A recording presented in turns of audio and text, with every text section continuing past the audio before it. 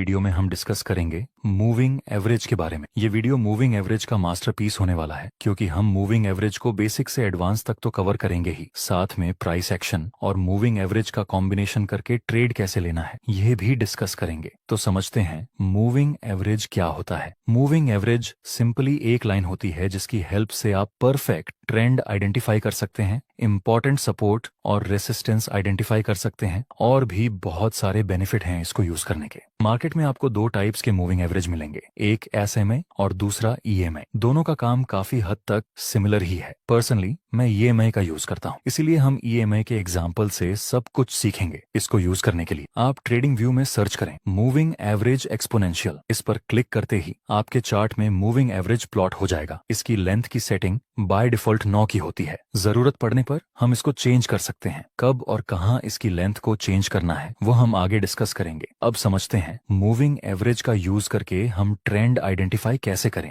जब moving average price के नीचे होता है तो इसका मतलब ये है कि ये एक अपवर्ड ट्रेंड है, और जब मूविंग एवरेज प्राइस के ऊपर होता है तो इसका मतलब है कि यह एक डाउन ट्रेंड है। जैसे यहाँ आप देख सकते हैं मार्केट हायर हाई और हायर लो फॉर्मेशन में ऊपर की तरफ मूव कर रहा है। नेक्स्ट प्राइस तेजी से नीचे गिरने लगती है। यहाँ प्राइस काफी हद तक नीचे गिर चुकी है, तो हर कोई बिगनर ट्रेडर को यही लगेगा कि अब ये अपवर्ड ट्रेंड खत्म हो गया और डाउन ट्रेंड की शुरुआत हो चुकी है। लेकिन एक बार हम मूविंग एवरेज को ऐड करके देखें तो प्राइस अभी भी मूविंग एवरेज के ऊपर ही है। इसका मतलब ये अभी भी अपवर्ड ट्रेंड ही है। हो सकता है हमें जो यह डाउन साइड की मूवमेंट मिली वह एक पुल बैक हो। अभी हम इसको डाउन ट्रेंड तो नहीं बोल सकते, क्योंकि प्राइस अभी मूविंग एवरेज के ऊपर है और आगे प्राइस ने अपना अपर ट्रेंड कंटिन्यू किया अभी। नेक्स्ट एग्जांपल, यहाँ शुरुआत में प्राइस एक लोअर हाई लोअर लो फॉर्मेशन में नीचे आ रही थी और फिर एक बड़ा मूवमेंट हमें ऊपर की तरफ मिला। ऊपर की तरफ बड़ा मूवमेंट देखकर हम इसको अपर ट्रेंड कंसीडर नहीं कर सकते, क्योंकि प्राइस अभी भी ईएमए के नीचे ही है और आगे प्राइस ने अपना डाउन ट्रेंड कंटिन्यू किया भी था। अब समझते हैं कि मूविंग एवरेज को हम सपोर्ट और रेसिस्टेंस की तरह कैसे यूज कर सकते हैं। यहाँ अभी प्राइस मूविंग एवरेज के ऊपर है तो ये अपर ट्रेंड हुआ, और आप देख सकते हैं प्राइस बार बार इस मूविंग एवरेज का सपोर्ट लेकर ऊपर की तरफ मूव कर रहा है। मतलब यहाँ ईएमए ने सपोर्ट का काम किया। आगे हाईली चांस है कि जब प्राइस इस ईएमए के आसपास आए तो यही ईएमए का सपोर्ट लेकर मार्केट फिर से ऊपर की तरफ जा सकती है, और आगे यही हुआ। प्राइस ने ईएमए का सपोर्ट लिया और ऊपर साइड एक बिग मोमेंटम दिया। नेक्स्ट एग्जांपल, यहाँ आप देख सकते हैं प्राइस बार बार इस रेसिस्टेंस ईएमए को टच करके नीचे गिर रहा था, तो आगे भी संभावना है कि प्राइस फिर से इस ईएमए का रेसिस्टेंस लेकर नीचे आ सकती है। और यहाँ ऐसा हुआ भी। प्राइस ने ईएमए का रेसिस्टेंस लिया और एक बिग मोमेंट डाउन साइड की तरफ दिया। दोस्तों ध्यान रखना, जब आप ईएमआई का यूज करें ऐसे सपोर्ट और रेसिस्टेंस के लिए तो प्राइस को ईएमआई मिनिमम 2 बार तो टच करना ही चाहिए। 2 बार टच होने के बाद ही यह ईएमआई आपको बेहतर तरीके से रिजल्ट देता है। इस तरह कोई भी अपट्रेंड में प्राइस को मिनिमम 2 बार टच करना चाहिए ईएमए को, तभी हम इस ईएमए को आगे सपोर्ट की तरह यूज कर सकते हैं। अगर आप बिगिनर हैं और ईएमए का यूज करते हैं तो आपके साथ एक प्रॉब्लम आ सकती है, वो यह कि जब आप ईएमए चार्ट में प्लॉट करेंगे तो कुछ बार ईएमए परफेक्टली आपके चार्ट में नीचे रहेगी अगर अप ट्रेंड है तो, और अगर डाउन ट्रेंड है तो ईएमए परफेक्टली प्राइस के ऊपर रहेगी। लेकिन कई बार ऐसा भी होगा कि आपने ईएमए प्लॉट किया और ये ईएमए बिल्कुल प्राइस के बीचों बीच प्लॉट हो जाएगी। इस तरह आप ईएमए का यूज करके आप ना ही ट्रेंड आइडेंटिफाई कर पाओगे और ना ही इंपॉर्टेंट सपोर्ट और रेसिस्टेंस। इसका सॉल्यूशन क्या है और किस टाइम फ्रेम में आपको ईएमए को यूज करना है, ये दोनों टॉपिक हम वीडियो के एंड में कवर करेंगे। अब हम समझते हैं कि ईएमए का यूज करके हम ट्रेड कैसे करें। दोस्तों, हम सिर्फ और सिर्फ ईएमए का यूज करके एक भी ट्रेड नहीं करेंगे। हम प्राइस एक्शन के साथ ईएमए का कॉम्बिनेशन करके ट्रेड करेंगे, जिससे कि हमें बेहतर रिजल्ट मिले। आप देख सकते हैं अभी इंबी की प्राइस ईएमए के ऊपर है, सो ये एक अपर ट्रेंड हुआ। अपर ट्रेंड है तो हम बाय की अपॉर्चुनिटी फाइंड करेंगे।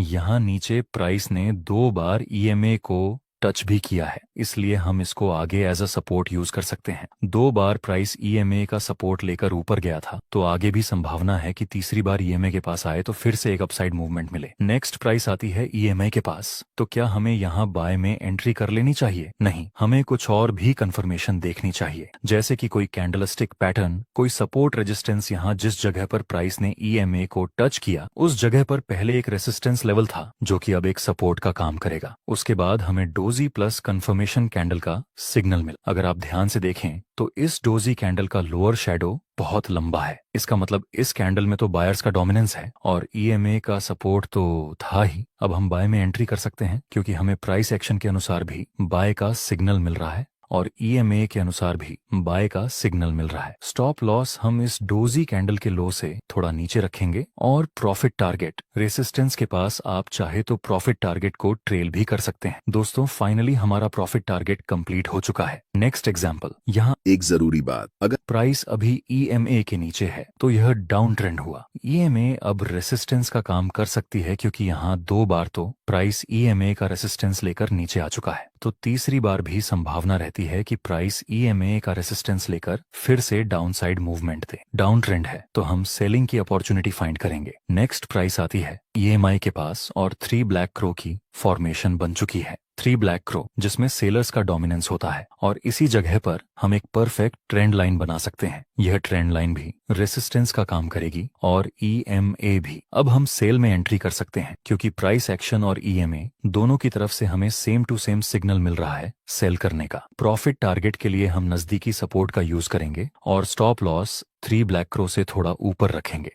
अब कुछ डिफिकल्ट एग्जांपल देखते हैं, जैसे कि यहाँ प्राइस ईएमए के ऊपर था, मतलब ये अप ट्रेंड हुआ। अप ट्रेंड है तो हम बाय की अपॉर्चुनिटी फाइंड करेंगे। जब प्राइस आएगा ईएमए के आसपास और प्राइस एक्शन के अनुसार भी कोई बुलिश कैंडल का सिग्नल मिले तब हम बाय में एंट्री कर सकते हैं। नेक्स्ट प्राइस आता है ईएमए के पास और फिर से डोजी प्लस कंफर्मेशन कैंडल की फॉर्मेशन मिली। यहाँ ईएमए का सपोर्ट है, ऊपर से कैंडलस्टिक पैटर्न का सिग्नल मिला। क्या हमें यहाँ बाय करना चाहिए? नहीं, ईएमए के सपोर्ट के पास बुलिश कैंडल का सिग्नल मिला, फिर भी हम बाय में एंट्री नहीं कर सकते। यहाँ बाय न करने के 2 मेन रीजन है। पहला, ये जो बुलिश कैंडल का सिग्नल मिला उसके नीचे सिर्फ और सिर्फ ईएमए का सपोर्ट है। प्राइस एक्शन के अनुसार यहाँ कोई भी इंपॉर्टेंट सपोर्ट लेवल नहीं है। ऐसी बुलिश कैंडल्स जिसके आसपास कोई सपोर्ट ना हो उनके ऊपर हम ट्रस्ट नहीं कर सकते। दूसरा, ये जो सपोर्ट था अब वह आगे रेसिस्टेंस का काम करेगा और कंफर्मेशन कैंडल एकदम इस रेसिस्टेंस के पास ही क्लोज हो चुकी है, इसलिए भी हम यहाँ बाय में एंट्री नहीं कर सकते। नेक्स्ट, प्राइस इस ईएमए को नीचे की तरफ ब्रेक कर देती है। कुछ लोग सिखाते हैं कि जब ईएमए ब्रेक हो और ब्रेकआउट के बाद कंफर्मेशन कैंडल मिले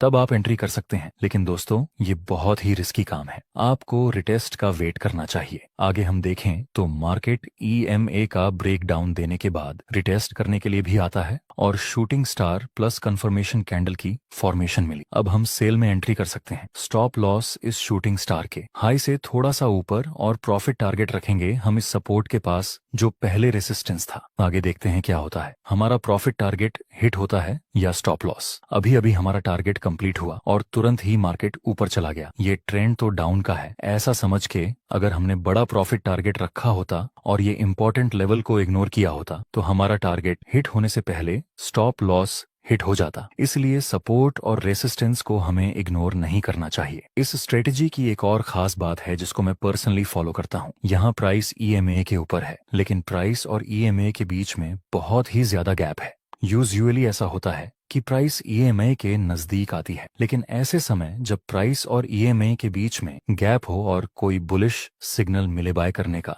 प्राइस एक्शन के अनुसार, तब सब कुछ परफेक्ट होने के बावजूद भी हमें बाय नहीं करना चाहिए। जैसे यहाँ आप देख सकते हैं इस इंपॉर्टेंट लेवल के पास बुलिश कैंडल का सिग्नल मिला। अगर हम यहाँ बाय में एंट्री करते हैं तो जाहिर सी बात है हमारा स्टॉप लॉस हिट हो जाता, क्योंकि यहाँ प्राइस और ईएमए के बीच में बहुत ज्यादा गैप था। अब उसका सॉल्यूशन बताता हूँ जिसके बारे में हमने स्टार्टिंग में डिस्कस किया था। जब आपको ईएमए एकदम प्राइस के करीब मिले तो ऐसा होने का पहला रीजन है कि जब प्राइस साइडवेज रेंज में हो और आप इसको अप्लाई करें तो साइडवेज रेंज में ईएमए काम नहीं करता। इसको आप सिर्फ ट्रेंडिंग मार्केट में ही यूज कर सकते हैं। दूसरा रीजन कि हर टाइम फ्रेम में एक ही लेंथ की ईएमए का यूज करना। मान लो कि यह 1 दिन की टाइम फ्रेम है और ईएमए 100 पीरियड का, तो इसी लेंथ का ईएमए आप 5 मिनट की टाइम फ्रेम में यूज नहीं कर सकते। आपको ईएमए की लेंथ बदलनी पड़ेगी। ईएमए के सेटिंग्स में जाकर लेंथ वाले ऑप्शन को सिलेक्ट करना है। बाय डिफॉल्ट इसकी लेंथ 9 की होती है। आप यहाँ इसकी लेंथ चेंज कर सकते हैं। स्मॉल टाइम फ्रेम के लिए आपको ईएमए की लेंथ कम रखनी चाहिए,